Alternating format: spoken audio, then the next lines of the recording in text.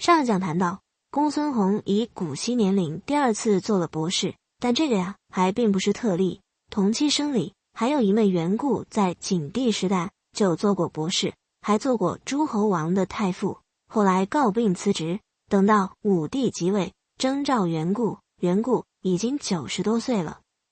《资治通鉴》把袁固和公孙弘的同期应征安排在元光5年，但如果追溯这段史料的原始出处，那么在《史记·儒林列传》的记载里，事情应当发生在10年前的建元元年。那个时候60岁的公孙弘遇到90多岁的袁固，表现是侧目而视，有点畏惧的样子。这不奇怪，因为袁固也是齐地人，和公孙弘算得上半个老乡，而且袁固成名已久，是《诗经》研究领域的一代宗师。3家诗里的齐诗就是由他老人家开宗立派的。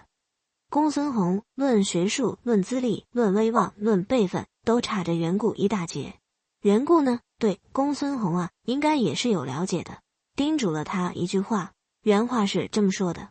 公孙子，勿正学以言，无曲学以阿事。可以这样翻译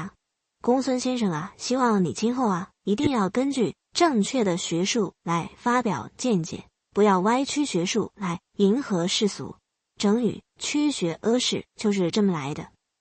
不难想见，袁固这样的人，即便在儒家阵营内部，自然也是很容易遭到排挤，所以他很快呢就告老还乡了。而袁固之所以会对公孙弘有这番告诫，显然很清楚公孙弘的为人。那么公孙弘有没有把老前辈的话听进去呢？当元光5年，公孙弘再次拜为博士，代召金马门的时候，似乎真的有了这种觉悟。这时候公孙弘呢已经70岁了，按说这把年纪的老人家了，留在朝廷里做个顾问就好，像上一次出使匈奴那种差事应该是做不动了。但公孙弘的身体似乎表现出了他这个年纪所不该有的硬朗，以至于汉武帝又给他派了一个需要长途跋涉的差事，视察巴蜀。前面讲过，庞蒙和司马相如一个开通南夷，一个开通西夷，又为朝廷设置了前梅郡。而为了使理论上的新领土能够实现有效治理，就必须把官道修通。这个不是在平原地区修路，而是在巴蜀、云贵的山区修路，工程难度可想而知。庞蒙和司马相如当初论证项目的可行性，都是使劲往容易了说什么不会给中央财政增加负担，单凭巴蜀地区的人力物力就绰绰有余。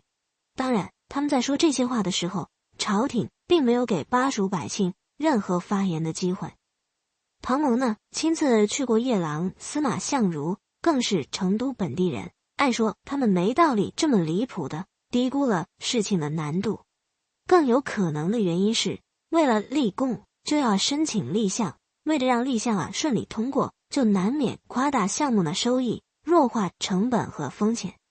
等到项目启动了，原先获批的资源不够用了，再申请追加也就是了。上级领导肯定是舍不得放弃沉没成本，而如果在申请立项的阶段就把成本和风险一五一十的交代清楚，那么大概率上项目就不会获批，立功的机会就和自己失之交臂了。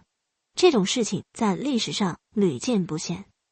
所以不出意外，工程旷日持久，巴蜀地区民怨沸腾，人死的太多，西南夷还屡屡造反。庞蒙和司马相如就算想压也终于压不住了，所以才有了公孙弘这一次的奉命出使。走完一圈回朝复命，公孙弘完全没有曲学阿事，而是直言不讳地劝谏汉武帝赶紧叫停西南夷项目，说这种项目就算不曾劳民伤财也不该做，因为那些穷乡僻壤的夷狄之地就算是顺利收编为郡县，也会成为朝廷的负担，而不会创造加持。这一次公孙弘的汇报又不合汉武帝的心意，但公孙弘似乎学乖了，并没有像上一次那样称病辞职，而是厚起一张老脸赖在朝廷里，再也不直接表达自己的意见了。调整策略之后的公孙弘每次开会的时候只谈事实却不表态，表态的事情啊，全部留给武帝去做。武帝不管怎么表态，公孙弘啊都不会当场提出反对意见。这样一来，武帝啊禁不住越来越喜欢公孙弘了，没到1年就把他提拔为左内史了。秦制，荆畿地区由内史管理，因此荆畿地区也被称为内史。汉文帝时代，内史分为左内史、右内史。公孙弘担任的左内史是中2000石的级别，和九卿、郡太守平齐。公孙弘啊，很有做官的天赋，碰过2次壁之后，迅速抓住了诀窍。这个诀窍说出来也很简单，无非就是从不当面反驳皇帝而已。那么，公孙弘是不是扬善于公堂，归过于私事呢？只是在私底下才会反驳武帝，不让武帝在众人面前难堪呢？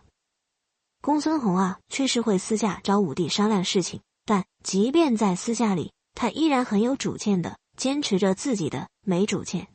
公孙弘经常和汲黯一道私下去见武帝，从来都是汲黯先发言，公孙弘啊只在旁边敲边鼓，武帝总能听得很受用，所以言听计从。公孙弘啊还重新和公卿大臣们约好，就什么事情达成一致意见。但是等武帝一来，武帝怎么说，公孙弘就怎么附和，完全和先前约好的意见反着来。可想而知，同僚们该有多讨厌公孙弘。汲黯的有一次终于忍不住了，当着武帝的面劫难公孙弘说：其人大多奸诈，嘴里没实话。你一开始明明和大家商量好了方案，现在一股脑推翻了，你这个人不忠。从汲黯这番话里，我们首先看到了地域歧视，以点击面，牺牲准确度以优化信息处理速度，这实在是人的通病。无论如何，汲黯把公孙弘前后不一的表现声张出来，实在给公孙弘出了一个很大的难题。武帝自然会问公孙弘这是怎么回事，公孙弘还能怎么接招呢？一般人的反应会是情急之下矢口否认，但汲黯是何许人也，话呢向来是直来直去的说，从不怕当面让人下不来台。如果公孙弘指责汲黯诬陷自己，武帝呢肯定不信。退一步说，就算武帝会怀疑真的当庭对质的话，那么所有人都会站在汲黯一边。到了那个境地的话，公孙弘可就再也没有台阶可退，只有辞官一途了。这时候就见出了公孙弘的极致。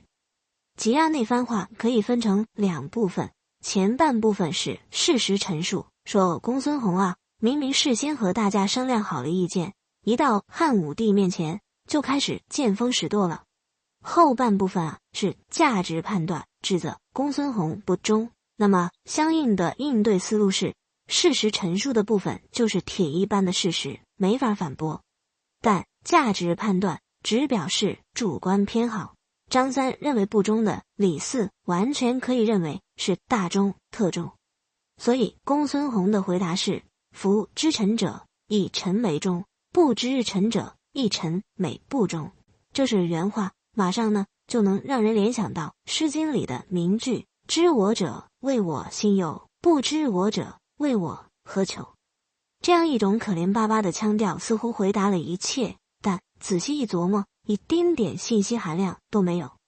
但凡汲黯脑筋眼快一点，就应该立时反击。你别说这些有的没的，我就问你，来见皇帝之前，咱们商量方案的时候，你是怎么说的？但汲黯的脑筋没有这么快，人际交往毕竟也不是学术答辩。公孙弘就凭这一句话，让汲黯的一记重拳打在了棉花团上。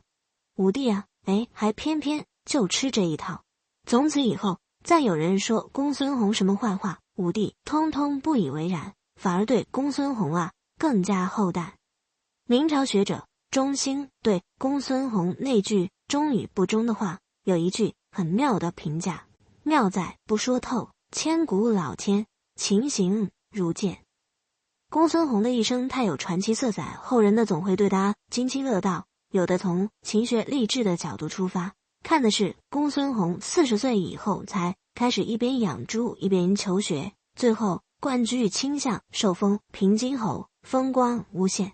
也有的从为人处事的角度出发，看的是公孙弘如何驱绝阿氏，凭着一身变色龙的本领迷惑了汉武帝，给自己挣来泼天的富贵。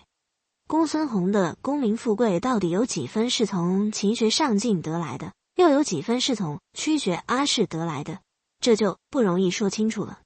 三字经有一句披蒲鞭，削竹简，必无书，且知勉。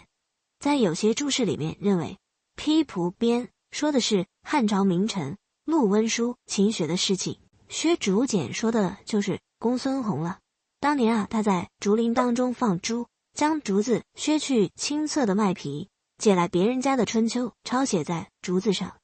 这个说法虽然凭空而来，可信度约等于零，但东烘先生将公孙弘发奋自学的事迹附会到三字经里来教育小孩子，也算是一种由衷的认可吧。